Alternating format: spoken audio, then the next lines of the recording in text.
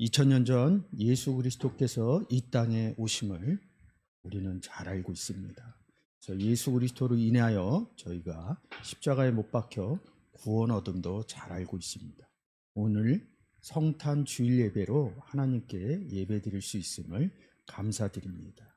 오늘 여러분과 성탄으로 이야기하는 예수 그리스도의 탄생일을 얘기하는 역사적인 의미야. 오늘 누가복음 2장에서 얘기하는 예수 그리스도의 탄생과 우리의 구원과의 관계성을 같이 헬라어 원문을 통해서 여러분과 같이 은혜를 나눠보도록 하겠습니다. 역사적인 예수 그리스도의 탄생 예배는 많은 곳에서 예배를 드리고 있을 것입니다.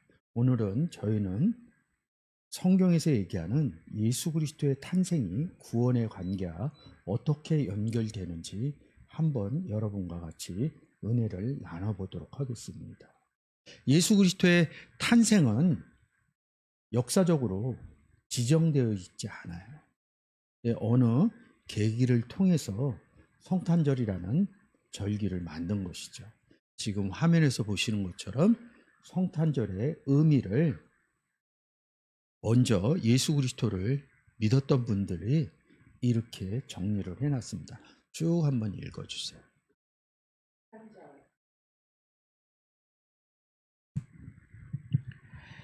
성탄절, 크리스마스, 기독 탄신일은 기독교에서 예수 그리스도의 탄생을 기리는 기념일입니다. 아르메니아, 사도교회, 여호와의 증인 등을 제외하고 대부분의 기독교 종파들은 이 기념일을 지킵니다. 12월 25일 서방교회 및 서방교회의 영향을 받은 지역, 1월 7일 율리우스력을 따르는 일부 동방교회들, 근대 이전 기독교 국가들은 성탄절을 한 해의 시작으로 여기기도 했습니다. 예수 그리스도의 정확한 탄신일은 알지를 못해요. 서방교와 서방교의 영향을 받은 지역에서 이 성탄절을 기리기 시작했습니다. 우리는 1월 1일을 새해의 첫날로 보는데 근대 기독교에서는 이 성탄일을 새해의 시작으로 봤다고 합니다. 그래서 이런 내용들을 좀 아시면 좋으실 것 같아요. 그래서 왜 크리스마스냐? 이 크리스마스 지금 보시는 것처럼 이렇게 제가 박스로 정리를 해놨습니다. 크라이스트라는 기름 부은 자, 구원자 이런 의미에서 만들었고요. 마스의 메스는 라틴어 동사 파견하다, 구원자를 파견하는 날이라는 뜻이 크리스마스의 뜻입니다. 그래서 크리스란 뜻이 위에 메시아, 크리스투스, 크라이스트, 기리사도. 저희 나라에서는 기독교 이르죠. 메시아교라는 뜻이겠죠. 그런 의미로 잘 정리를 해놓았습니다. 이 메시아라는 단어, 기름 부었다 이런 단어에 연결되는 구절은 요한복음에 딱 2번만 기록되어져 있습니다. 요한복음 1장 41절과 4장 25절입니다. 메시아는 번역하면 그리스도라. 여자가 가로되 메시아 곧 그리스도라 하는 이가 오실 줄을 내가 아노니. 요한복음 1장과 4장에서 이 메시아는 그리스도 기름 부은 자다. 이렇게 기록되어져 있죠. 딱 2구절만 기록이 되어 있습니다. 히브리어는 메시아를 그리스도로 번역한 말이라고 합니다. 그래서 그리스도, 그래서 영어식으로 읽는다 이런 뜻입니다. 메리 크리스마스는 구교의 입장에서 즐거운 그리스도의 미사라는 뜻으로 기록되어져 있습니다.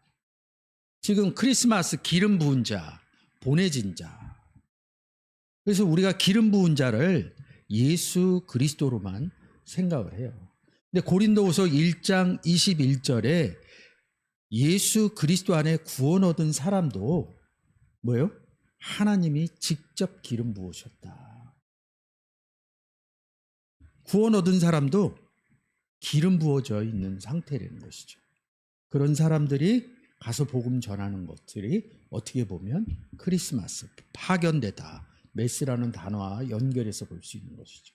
오늘날 우리가 2000년 전 예수 그리스도의 크리스마스 탄신일도 생각을 하지만 또다시 복음이 전해지는 날도 크리스마스란 뜻이 고린도후서 1장 21절을 통해서 그런 내용들이 함축적으로 기록되어져 있습니다. 그래서 명칭과 워호는 메시아 기름 부어졌다 이런 데서 출발을 해서 한국적인 얘기로 기독교, 기름, 하나님으로부터 기름 받은 종교 이런 뜻으로 해석되어질 수 있습니다. 그래서 이 예수 그리스도 탄신일이 부정확하지 않기 때문에 신학적으로 많이 설왕설래합니다. 성탄절은 예수 그리스도의 탄생을 축하하는 날이지 실제 탄생 날이 아니라 그럽니다. 그래서 조금 이런 내용에 대해서 잘 아시는 분이 지금 대중적으로 잘 알려진 가설로 그리스도교 공인 이전에 아우렐리아누스 황제가 서기 274년에 태양신의 날을 그리스도의 탄신일로 만들었다. 그래서 무적 태양 탄신일, 그래서 이교도적인 의미가 있다. 또 이런 부분으로 막 예수 그리스도의 탄생을 비하시키는 그런 내용들도 있습니다. 그게 중요한 게 아니죠. 예수 그리스도가 탄신일을 했다는 것은 뭐예요? 인류의 구원을 이루어냈다. 이런 관점에서 생각하시면 좋을 것 같습니다. 역사적으로 예수 그리스도는 12월 25일로 탄신일이다. 이렇게 신학적인 의미로 정리가 되어져 있는 것입니다. 오늘의 본문인 누가복음 2장 14절에서 많은 내용들이 있죠. 무적 탄신일 이렇게 얘기하면서 탄생일로 바꿔서 이런 부분들을 얘기한 것이죠. 여기에 대해서 많은 이야기들이 있어요. 이 보여지는 부분들을 여러분들이 시간 나면 한번 읽어보시는 것 같습니다. 십자가에서 같은 내용들을 잉태된 날과 같은 날 죽었다 이런 의미로 해석하시는 분들도 있습니다. 그런데 우리가 예수 그리스도 2000년 전에 왔을 때 이 누가복음 2장의 내용으로 많이 말씀을 하고 계시죠. 다시 한번 읽어볼까요? 오늘 다윗의 동네에 너희를 위하여 구주가 나셨으니 곧 그리스도 주시니라. 너희가 가서 강보에 쌓여 그 위에 누워 있는 아기를 보리니 이것이 너희에게 표적이라 하더니 호련히 수많은 천군이 그 천사들과 함께 하나님을 찬송하여 이르되 지극히 높은 곳에서는 하나님께 영광이요 땅에서는 하나님이 기뻐하신 사람들 중에 평화로다 하니라. 마국간에서 태어난 이야기, 마태복음의 내용이죠. 그래서 동방박사 3명이 왔던 이야기. 그 성경의 내용과 지금 보시는 누가복음 2장 11절에서부터 14절 성탄절날 꼭 인용해서 예배 가운데 은혜를 나누는 구절이죠. 오늘 다윗의 동네에 너희를 위하여 구주가 나셨다. 곧 그리스도시니라. 예수 그리스도가 태어났다 이런 부분도 굉장히 중요하지만 뭐예요? 구원이 이루어졌다. 이런 의미로 보시는 것도 좋을 것 같아요. 12절, 13절도 그런 의미로 연결해서 보시면 좋고요. 오늘 누가복음 2장 14절 갖고 성경에서 지극히 높은 것이 무엇이며 하나님의 영광이 무엇이며 땅에서는 하나님이 기뻐하신 사람들 중에 왜 평화라고 그러는지 성경의 구원의 의미로 여러분과 같이 은혜를 나눠보도록 하겠습니다. 누가복음 2장 14절입니다. 지극히 높은 곳에서는 하나님께 영광이요 땅에서는 기뻐하심을 입은 사람들 중에 평화로다 하니라. 지극히 높은 곳, 우리는 그냥 한글적으로 지극히 높은 곳 이럽니다. 지극히 높은 곳에 누가 있느냐? 하나님이 계시죠. 그래서 이 지극히 높은 곳, 이 단어가 무엇이면 힙스 스토스 이럽니다. 그래서 제가 단어를 매번 하는 것처럼 정리를 해봤습니다. 지금 보시는 것처럼 이 부분이죠. 지극히 높으신 곳. 높다 이런 의미죠. 위에 있다 이런 뜻입니다. 위로부터 이런 위에. 그래서 위란 단어로 정리를 한 거죠. 그 비슷한 단어가 헬라어의 507번에 해당하는 아노 이런 단어입니다. 이 아노라는 단어는 다락방이라는 단어를 파생시킵니다. 이 다락방 어디 있어요? 성전에 있습니다. 그러니까 높은 곳이라는 것은 뭐야? 성전의 의미도 있고요. 성전을 어디다 집니까? 성전을 어디다 만들어요? 산에다 만들죠. 또 높은 곳은 산이다, 높은 산 이렇게 쓰죠. 그래서 헬라어에서 산의 의미는 오로스라는 단어인데 산골짜기와 같은 단어가 아니라 헬라어 성경적인 의미로 이 산이라는 단어는 하늘이라는 우라노스라는 단어와 동일어입니다. 그래서 높은 곳, 다락방 이렇게 연결해서 뭐예요? 하나님이 성전에 계시다. 그리고 우리가 예배 시작하면서 주기도문 할 때 하나님이 어디 계시다고? 하늘에 계시다. 이렇게 말씀하고 계시죠. 그래서 하늘의 의미를 잘 아셔야겠죠. 그러면 지극히 높은 곳 하나님이 계신다 그러면 그냥 막연하게 지극히 높은 곳이 아니라 지극히 높은 곳에 하나님이 계신다 그러면 성전에도 하나님이 계신다. 그러면 성전과 지극히 높은 곳은 같다. 그리고 우리가 이 14절 본문에서 지극히 높은 곳과 땅과 대칭적으로 얘기를 합니다. 그 땅의 대칭적인 게 어디예요? 하늘이죠. 그래서 하늘에 계신 우리 아버지 이릅니다. 그래서 제가 이렇게 정리를 해봤습니다. 지극히 높은 곳은 하늘이다. 마태복음 6장 9절이죠. 그러므로 너희는 이렇게 기도하라. 하늘에 계신 우리 아버지여, 이름이 거룩히 여김을 받으시오며. 지극히 높은 곳에 하나님이 계시고 하늘에 하나님이 계시고. 근데 이 하나님 아버지는 예수 그리스도하고 같이 있다고 합니다. 그래서 요한복음 13장 하늘에서 내려온 자, 곧 인자 외에는 하늘에 올라간 자가 없느니라. 인자죠. 예수 그리스도를 얘기하는 거죠. 예수 그리스도가 2000년 전에 이 땅에 오신 것이죠. 어디 있다요? 하늘에 있다. 지극히 높은 곳에 하나님만 계신 게 아니라 누구도 계셔요? 예수님도 계신다. 그래서 하늘 중점부로 하늘 안에 누가 있느냐? 엔토 우라노스. 여기도 엔토이스 우라노이스. 이렇게 원문을 제가 인용해서 갖고 온 겁니다. 그러면 하늘에 하나님만 계시느냐? 하늘에 예수님만 계시느냐? 자, 6장 9절과 3장 13절은 방금 전 읽었습니다. 원문을 놓고. 마태복음 5장 45절입니다. 이같이 한즉 하늘에 계신 너희 아버지의 아들이 되리니 이는 하나님이 그 해를 악인과 선인에게 비추게 하시며 비를 의로운 자와 불의한 자에게 내리우심이니라. 아들이 하늘에 계신 아들이 있다는 것이죠.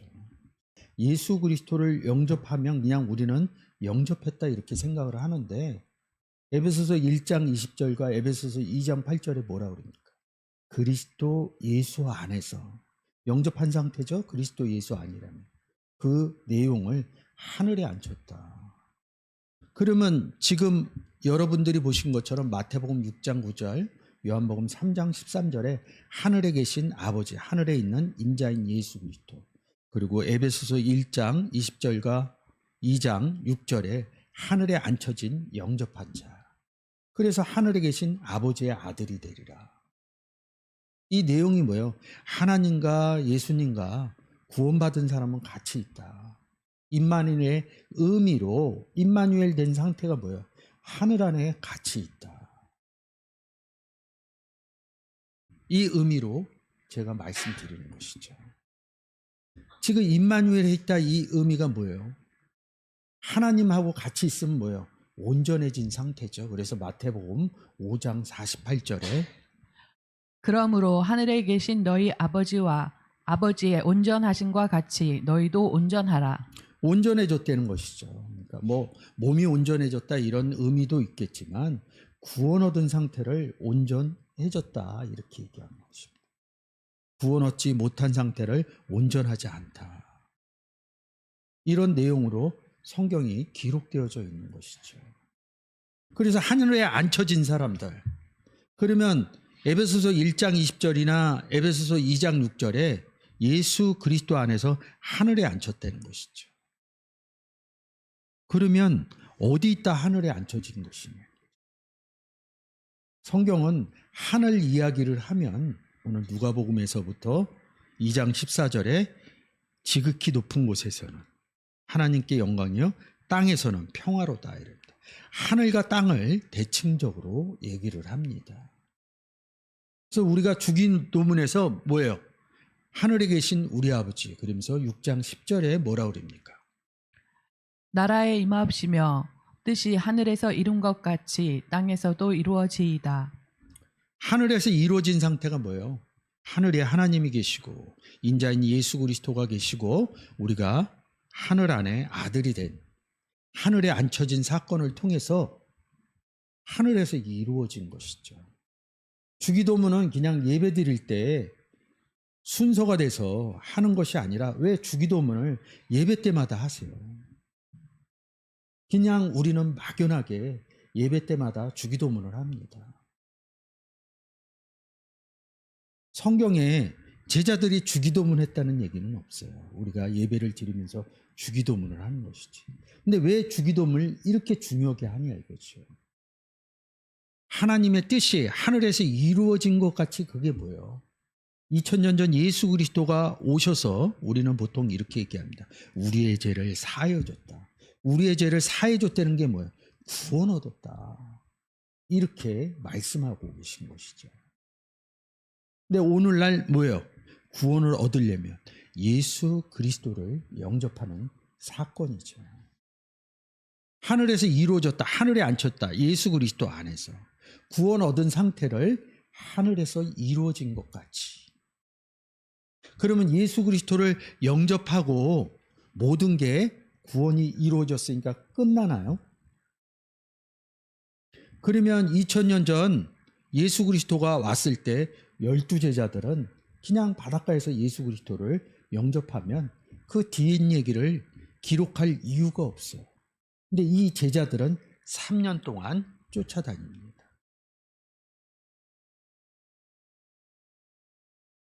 담의 색상에서 예수 그리스도를 만나 눈에서 비늘이 떨어져 구원 얻었던 사도 바울도 3년 동안 아라비아 얘기가 나오지 않습니까? 공부를 했겠죠. 그러면 그거로 끝나야죠. 사도행전서부터 2장서부터 어떤 일이 벌어져요. 특히 2장의 베드로가 그 2장 중반절 이후를 보면 예수 그리스도에 대해서 말씀을 하고 계십니다. 그래서 하루에 3,000명 제자가 됐다. 3,000명씩이나 구원을 얻었다. 복음 전하는 얘기를 하고 있어요. 이 사도행전서부터 서신서들을 누가 제일 많이 기록해 놨다고 그럽니까? 사도 바울이 했다고 그러죠. 우리가 일반적으로. 근데 이 사도행전 뒤에 바울 서신 이런 내용들이 다 사도행전 안의 내용들을 다시 구원의 의미로 다시 기록해 놓은 것입니다. 사도행전이 누구예요? 12사도, 바울사도. 이들이 누굽니까? 예수 그리스도를 영접한 구원 얻은 사람들이죠. 왜 행전을 해요? 복음을 전했다는 것이죠. 하늘에 앉혀져서 구원 얻은 사람이 땅에서 하늘로 올라갔기 때문에 땅에서 하늘로 올라갔다는 것은 무엇입니까? 구원을 얻었다. 예수 그리스도를 영접했다.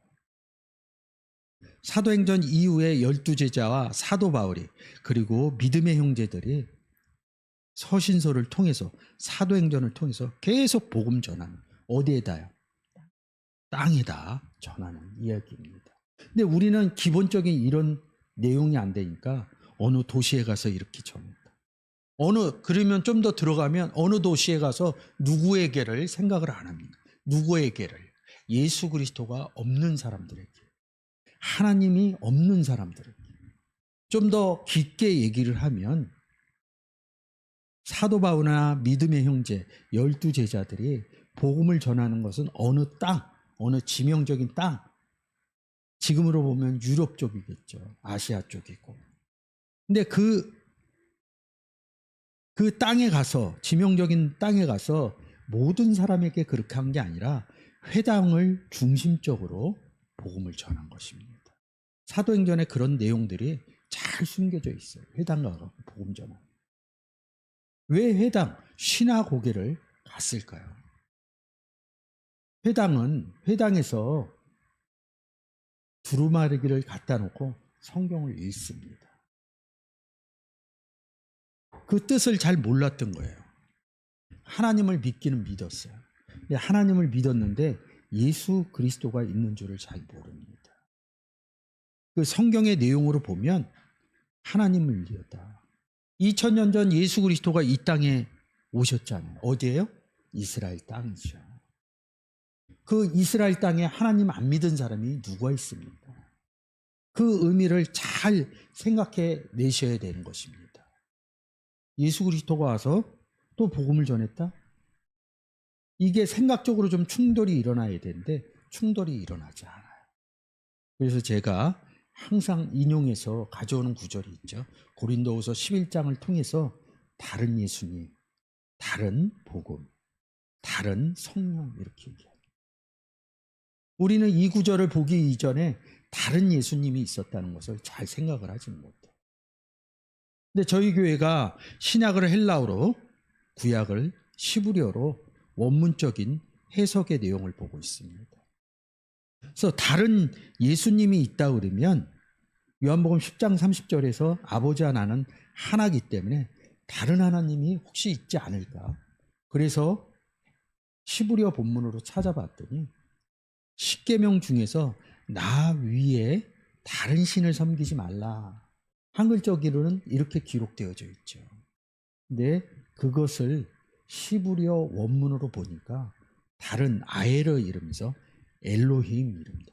다른 하나님을 섬기지 말라고 이렇게 기록되어져 있습니다. 그러면 2000년 전 예수 그리스도가 이 땅에 오셔서 복음을 전했다는 것은 그 땅에 있었던 사람들은 성경의 내용으로 보면 지금도 마찬가지죠. 다른 하나님을 믿고 있다는 것이죠. 그래서 그 땅은 아직도 예수 그리스도를 구주로 영접을 하지 않습니다. 그래서 예수 그리스도께서 하늘에서 이루어진 것 같이 땅에서 이루어지리라 이런 뜻은 뭐예요? 복음을 전한다 이런 뜻이 내포되어져 있는 것이죠.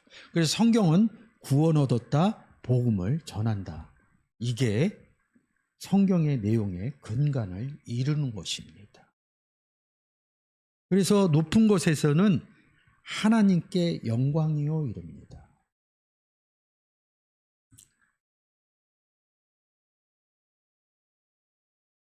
하나님께 영광이요 이릅니다. 독사가 무엇이냐? 영광입니다. 오늘 성탄절이죠. 찬양 많이 했죠. 영광스러운 찬양. 예배드리기 전 찬양을 통해서 하나님께 영광 돌리는 것도 중요합니다. 근데 성경에서 영광이라는 게 무엇일까요? 성경 본문으로 제가 볼 때는 잘 정리되어져 있습니다. 영광이 무엇인지. 마태복음 5장 14절에서 16절입니다. 너희는 세상의 빛이라. 산 위에 있는 동네가 숨기우지 못할 것이요 사람이 등불을 켜서 말 아래 두지 아니하고 등경 위에 두나니 이러므로 집안 모든 사람에게 비추느니라. 이같이 너희 빛을 사람 앞에 비추게 하여 저희로 너희 착한 행실을 보고 하늘에 계신 너희 아버지께 영광을 돌리게 하라. 성경에서는 요한 1서를 통해서 하나님은 빛이시라. 요한복음을 통해서 예수 그리스도는 빛으로 세상에 왔다. 하나님도 빛이 되시고 예수님도 빛이다.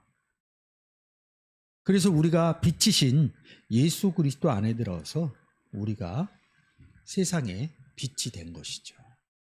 세상의 빛이라. 그래서 우리는 빛이신 하나님과 빛이신 예수 그리스도와 함께 있습니다.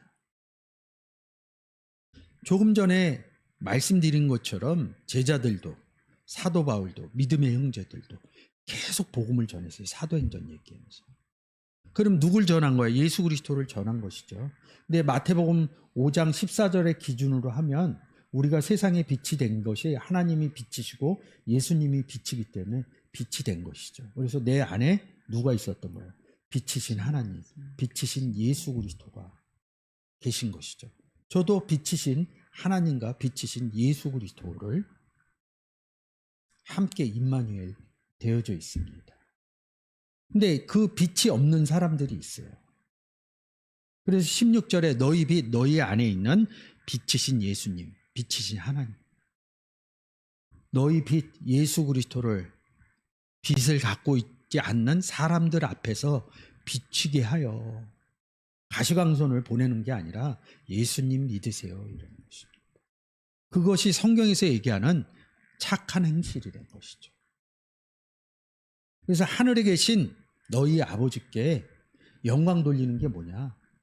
너희 빛을 사람에게 비춰서 복음 전하는 것이죠. 근데 이 지금 보는 이 사람에게 이 사람이 빛이신 예수님을 받아들이면 땅에 있다 어디로 올라가? 하늘로 올라간다는 거죠. 그래서 하늘에 누가 계신가를 제가 먼저 말씀드린 것입니다.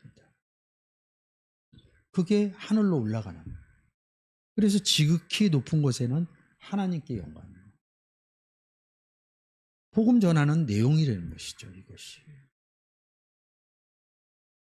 이 부분으로 보시면 하나님께 왜 영광 돌리는지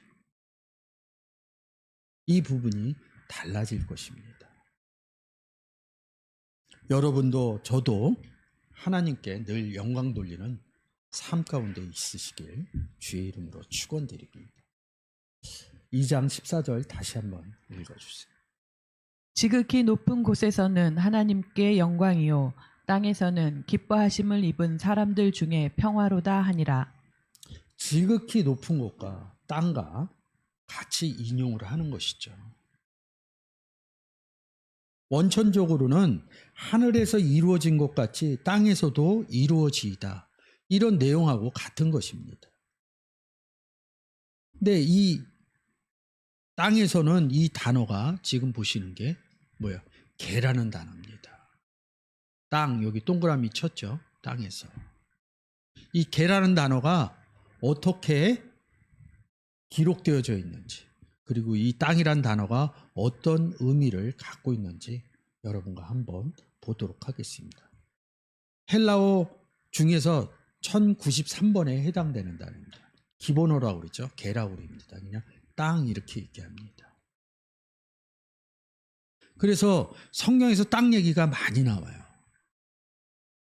헬라어로는 뭐예요? 땅을 지금 박스책 오이쿠네메, 개, 코스모스, 아이온 이렇게 쓰는데 저 처음 배울 때 이 땅은 네 가지 땅 이렇게 해갖고 했는데 제가 이 네 가지 땅이라고 요 박스 친 부분만 얘기하는데 이 내용들을 제가 단어로 다 풀어봤어요. 그 내용이 맞지는 않아요. 네 가지 땅. 그 의미가 조금씩 다릅니다. 우측 중반에 있는 1093 땅이라는 단어죠. 근데 이 단어는 한 8단어를 파생시키는데 거기에 농부라는 단어도 있고요. 밭이라는 단어도 있고요. 이웃이라는 단어도 있고요. 다락방이라는 단어도 있고요. 농부 누구 얘기하는 거예요? 요한복음 15장에 예수님은 참포도나무요. 아버지는 농부다. 이럽니다. 농부인 아버지가 땅을 가는 것이죠. 그 의미로 같이 보시면 좋을 것 같습니다. 그래서 땅 이럽니다. 땅. 근데 제가 이 땅이라는 단어를 보여주고 이 땅이라는 단어에서 유대라는 단어가 나와요. 이 개라는 단어와 2453번 유대인이라는 단어가 합성돼 갖고 이우다이아 이런 단어가 나옵니다. 왜 땅이란 단어하고 이 단어하고 기록되어져 있는지. 예수 그리스도가 마태복음 2장 1절에서 한번 읽어주세요. 헤롯 왕 때에 예수께서 유대 베들레헴에서 나심에 동방으로부터 박사들이 예루살렘에 이르러 말하되. 왜 예수께서 유대에서 나셨냐. 이런 의미들이 성경의 내용으로 풀어지게 됩니다. 그 의미로 보시면 조금 달라질 거예요. 그 의미로 왜 예수께서 유대에서 태어나셨는지. 우리는 지리적인 유대를 얘기를 하는데 성경에서 정말로 얘기하는 유대는 뭔가? 유대, 지금 이스라엘이죠? 근데 그 전에는 구약에서 뭐라고 그래요? 가나안 땅이라고 그러죠. 이 성경에서 예수 그리스도의 예표를 얘기하는 것들이 많은 것들이 있어요. 방주를 뭐라고 그래? 예수 그리스도 안에 들어간 예표다. 구원 얻은 예표로 기록해 놨다. 이렇게 많이들 얘기를 합니다. 그럼 창세기 6장에서 비 내리는 얘기가 구원 얘기로 봐야 되는데 그 내용으로 보여지질 않아요. 또한 신학적으로 가나안 땅 들어간 것이 예수 그리스도 안에 들어간 예표다 이렇게 얘기를 하는데 출애굽해서 가나안 들어가는 얘기를 역사적인 의미로 보지 구원의 이야기로 보지를 않는 것이죠. 그래서 땅이라는 내용들의 단어들이 지금 마태복음 9장 6절입니다. 그러나 인자가 세상에서 죄를 사하는 권세가 있는 줄을. 세상에서 죄를 사하는 건 죄사함 얘기를 하는 것이죠. 근데 이 세상 단어가 나오면 요한복음 3장 16절에서 하나님이 세상을 이처럼 사랑하사 독생자를 주셨습니다. 똑같은 내용인데 거기서 세상을 코스모스라고 쓰고 이 마태복음 9장 6절에서는 개라는 단어를 쓰는 것이죠. 그래서 우리가 잘 아는 마태복음 13장에 씨 뿌리는 비유죠. 그래서 13장 23절. 좋은 땅에 뿌리웠다는 것은 좋은 땅에 뭘 뿌려요? 말씀이신 예수 그리스도를 뿌렸다는 것이죠. 복음 전하는 관계를 얘기를 하는 것이죠. 그래서 결실했다. 열매가 났다. 이 땅이라는 의미를 잘못하면 좋은 땅, 바꾸면 나쁜 땅도 있겠죠. 그래서 고린도전서 15장 47절에선 첫 사람은 땅에서 났다. 둘째 사람은 하늘에서 났다. 대칭적인 얘기를 하는 거죠. 하늘 얘기하면서 예수 그리스도 안에 하늘 앉힌 사건을 알면 이 부분이 달라지는 거죠. 그래서 첫 사람 아담은 구원 얻지 못한 자, 둘째 아담, 마지막 아담 이렇게 또 성경은 나누는 것이죠. 히브리서 6장 7절에서 땅에 그 위가 어디입니까? 하늘에서 비가 내리는 거죠. 하늘에 누가 있다고요? 하나님과 예수님과 하나님 아들들이 있는 것이죠. 내 배에서 생수의 강이 내듯이 이 생수의 강이 나가는 것을 하늘에서 비가 내린다. 이 의미가 깨달아지면 창세기 6장에 비 내리는 노아의 방주 사건도 여러분들이 다르게 보여지는 것이죠. 마태복음 4장에서 이 스불론 땅과 납달 이방의 갈릴리로 이릅니다. 이 땅 어떤 땅이에요? 좋지 않은 땅이죠. 이 땅에 누가 있었어요? 12 제자 중에 누가요? 제일 많이 나와요. 베드로가 이 땅에서 예수 그리스도를 구원의 과정이죠. 예수 그리스도를 영접한 사람들에게 2번, 3번 예수 그리스도를 준다는 내용이 성경에 한 구절도 없습니다. 그래서 죄사함은 단 한 번에 이루어진다. 한 번 딱.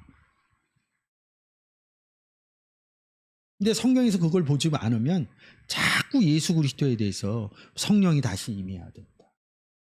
이런 의미로 얘기를 하는 것이죠. 그래서 이 반대로 쓴 내용이 뭐예요? 마태복음 6장 10절에서 하늘에서 이루어진 것 같이 마태복음 4장 15절에 있었던 베드로가 땅에 있었죠. 땅에서 또 이루어지이다. 그래서 예수님이 이 4장에서 뭐라고 그래요? 너를 사람 낚는 어부로 만들겠다. 이 베드로가 4장에서 구원을 받습니다. 이게 계의 내용입니다. 계를 좋은 땅으로 보는지 아니면 구원 얻지 못한 땅에서 이루어지는 내용으로 보는지 이런 부분들이 달라지는 것이죠. 그래서 이 단어에서 뭐예요? 이 우다이야 뭐야? 마태복음 24장과 마태복음 3장. 그때에 유대에 있는 자들은 산으로 도망할지어다. 그때에 세례 요한이 이르러 유대 광야에서 전파하여 가로되 유대에 있는 자들이 왜 도망해야 돼요? 하늘에서 유황과 불이 떨어졌어요? 전쟁이 일어나서요? 24장은 뭐라 그래요? 마지막.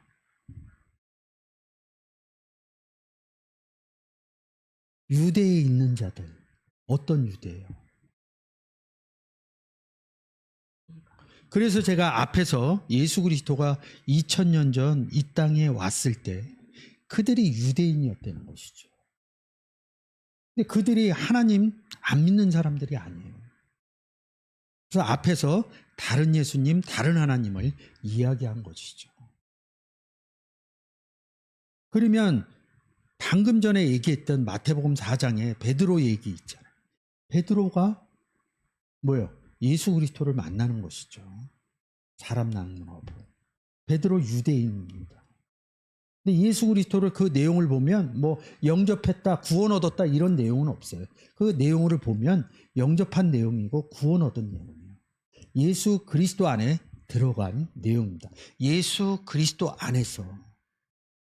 근데 예수님과 제자의 관계로 자꾸만 보는 거예요. 구원의 관계로 서신서 입장에서 예수 그리스도 안에서 이 의미로 보질 못합니다. 근데 서신서 가서 이 구원의 입장이 하늘 안에 예수 그리스도 안에 이 부분이 명확해지면 마태복음 4장에서 제자들 만나는 것도 예수 그리스도 안에서 하늘에 앉힌 사건으로 보여지게 된다는 것이죠. 유대인에게 전했다는 것이죠. 그러면 유대인이었던 베드로가 그리스도 안에 들어갔다 제가 얘기를 했습니다. 근데 우리 보고 이렇게 얘기해요. 하나님이 성전이시고 예수님이 성전이시고 우리가 예수 그리스도를 영접해서 우리를 또 뭐라 그래요? 너희가 하나님의 성전인지 알지 못하라. 예수 그리스도 안에 들어가 구원 얻은 얘기를 성전이신 예수 그리스도와 대칭 비유를 해서 너희가 성전이다 이렇게 얘기합니다. 성전이 어디 세워져요? 산에 세워지죠. 그래서 유대에 있는 자는 산으로 도망하면 산 안에 들어가는 거죠. 산을 뭐라고요? 성전 안에 들어가는 얘기라는 것입니다. 근데 이 단어가 이 유대라는 단어가 뭐예요? 유다이우스라는 단어에서 옵니다. 그래서 제가 유다이우스라는 단어를 이끌고 온 겁니다. 마태복음 2장 2절에 뭐예요? 유대오나 왕으로 나십니다. 근데 재밌는 내용이 있어요. 뭐예요? 로마서 2장 28절 29절입니다. 대저 표면적 유대인이 유대인이 아니요 오직 이면적 유대인이 유대인이며 할례는 마음에 할지니. 성경에서는 고린도서 11장을 통해서 다른 예수님, 다른 성령님, 다른 복음 이렇게 얘기해요. 그럼 다른 유대인은 없을까요? 근데 이 로마서 2장에서는 다른이라는 단어를 쓰지 않고 표면적, 이면적 이렇게 씁니다. 이면적 유대인이라는 거죠. 구원 얻은 사람은 이면적 유대인이라는 거예요. 아브라함의 자손이죠. 그래서 아브라함의 자손을 갈라디아에서 뭐라고 그래요? 예수 그리스도다. 갈라디아 3장 끝에 뭐라고 그래요? 예수 그리스도 안에 있으면 아브라함의 자손이다. 이면적 유대인을 얘기하는 것입니다. 그러면 지금 보시는 것처럼 마태복음 24장 16절에 유대에 있는 자들은 산으로 도망할지다. 이 앞에 뭘 붙여줘요?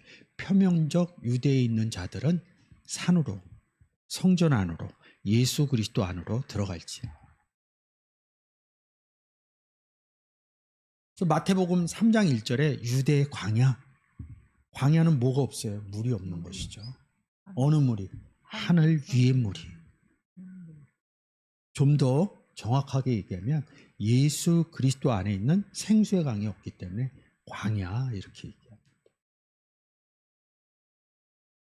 마른 땅이죠.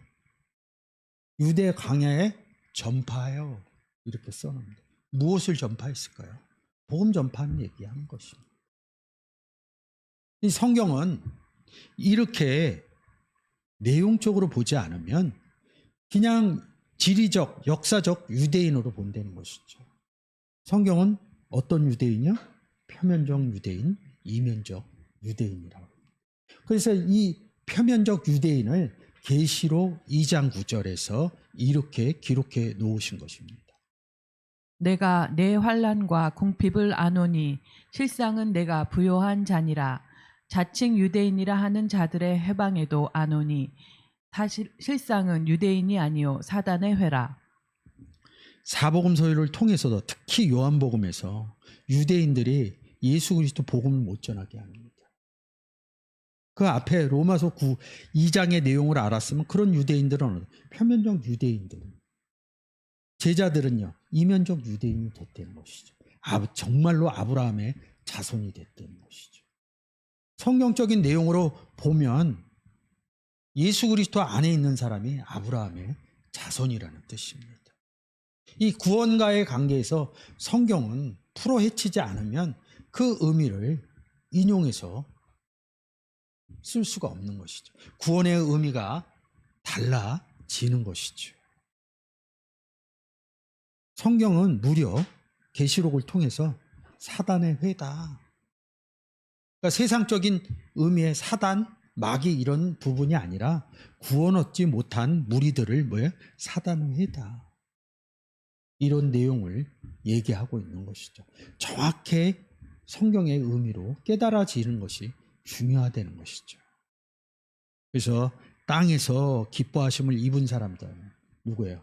입은 사람들은 이면적 유대인이겠죠. 이면적 유대인 속에 누가 있어요? 예수 그리스도가 있겠죠. 그 내용이 다시 누가복음 2장 14절입니다. 지극히 높은 곳에서는 하나님께 영광이요 땅에서는 기뻐하심을 입은 사람들 중에 평화로다 하니라. 에이레나라고 그러죠. 평화로다. 이 에이레 사람들 중에 뭐예요? 누가 있다는 것이에요. 지금 예수 그리스도에 대해서 얘기하는 거죠. 사람들 안에 예수님이 계시다. 이것을 평화로다. 철저하게 성경의 의미와 구원의 의미로 보지 않으면 이게 뭐 전쟁하다 성탄절날 그날은 전쟁 안 했다. 그런 것도 굉장히 중요해요. 내 사람들 안에 평화이신 예수 그리스도가 있다. 이런 내용입니다. 그래서 이 평화 엘이라는 뜻이 에베소서 2장 14절에 잘 얘기가 기록되어져 있죠. 그는 우리의 화평이신지라 둘로 하나를 만드사 중간에 막힌 담을 허시고. 그는 누구예요? 예수님은 화평의 존재다. 둘을 하나로 아버지를 못 만난 영접한 사람들 아니면 예수 그리스도와 아버지가 중간에 막혔어요. 담이 어디로 못 올라가 하늘로. 이런 의미로 보시면 좋을 것 같습니다. 지극히 높은 곳에는 하나님의 영광이요 땅에서는 하나님 기뻐하시는 그런 사람, 기뻐하는 사람이 누구예요? 구원 얻은 사람들이죠. 그 사람들 안에 그래서 N이라는 전치사를 쓴 겁니다. 그 안에 A이신 예수 그리스도가 있다. 2000년 전 예수 그리스도가 이 땅에 오신 성탄절도 중요하지만 성경에서 보여지는 탄신일, 누가 탄신일을 했나 이거죠. 예수 그리스도만 탄신일을 한 게 아니라 요한복음 1장 12절에서 영접하는 자 이릅니다. 그리고 13절에 하나님 뜻으로 태어난 사람의 뜻이나 혈통이나 이런 것으로 이루어지지 않고 하나님 뜻으로 하나님께로부터 탄생되어진 사람, 영접한 사람들이 탄생되어졌다는 것이죠. 성탄절의 의미는 뭐야? 탄생했다 이 의미가 있는 것이죠. 예수 그리스도가 2000년 전에 오셔서 세상 사람들의 죄를 사해 줬다 이럽니다. 사복음서의 내용으로는 그렇게 볼 수도 있어요. 사복음서가 지나고 사도행전서부터는 갈라디아서 4장 6절에 그 아들의 영을 우리 마음 가운데 내보냈다. 그래서 우리 마음에 예수님이 계셔요. 그 마음 속에 또 하나님도 계십니다. 오신 날이 탄생일이라는 날인 거죠. 구원의 날을 사실은 성탄절이라고 얘기합니다. 2000년 전 의미로 하면 성탄절이 뭐예요? 세상 죄를 사해준 날 이런 의미로 볼 때 개인적으로 오면 뭐예요? 예수 그리스도를 영접한 날이 죄사함을 받은 날이라는 것이죠. 내가 세상에서 병원에서 태어난 날이 아니라 주민록 번호상에 있는 날이 아니라 예수 그리스도를 영접한 날이 성경에서 탄생되었다. 이렇게 얘기하고 있습니다. 아직도 지금 오늘의 본문처럼 사람들 중에 사람들 안에 평화이신 예수 그리스도가 없는 그런 분들이 있다면 오늘 성탄절을 맞이하여 그 사람들에게 평화이신 예수 그리스도를 전하셔서 그분들이 하나님으로부터 거듭나는 하나님께로 태어나는 그런 성탄일이 되시기를 주의 이름으로 축원드립니다.